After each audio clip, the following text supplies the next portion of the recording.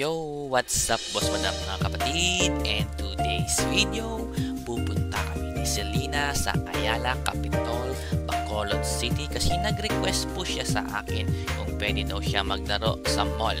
So sabi ko naman pwede kasi summer break at gusto ko rin siyang makabanding kasi paglaki niya hindi mo na yan mababanding na. Pero unfortunately, maraming tao sa taas so dito na kami nakahanap sa baba. Iniwan ko muna si Selena sa playground doon sa baba at pupunta na ako dito sa bossing ko na si Kenzie Bat. Pero mukha yatang malungkot siya, no? Okay, ano kaya? Ayan, biglang ngumiti kasi bumili na naman tayo ng cellphone sa kanya, bossing. Poba 5. Triangle opens ang galawan dito, bossing. Kitang-kita mo, triangle ang box niya.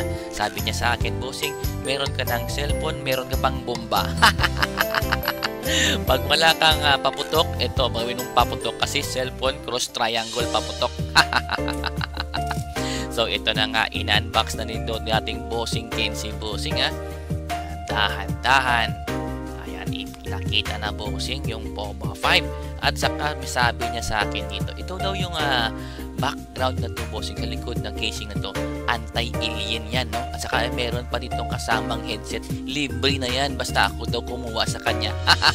Saka yung logo na yan na anime yan, no? Kapatid na dyan niya sa, sa ibang planeta nyo, half brother. Ito na naman tayo, bossing, nabudol na naman tayo ni Boss Kenzie dito, bossing. At ito na nga, bossing, daladala ko na yung cellphone.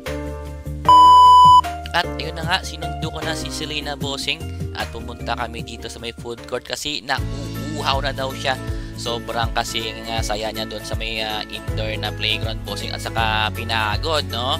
Alright. So yan, no? Yan yung picture niya sa jumping na yan. At saka andito na lang ko yan, no? Kita mo yan yung face ko. Kumikinang yung face ko na, diba? Charot lang.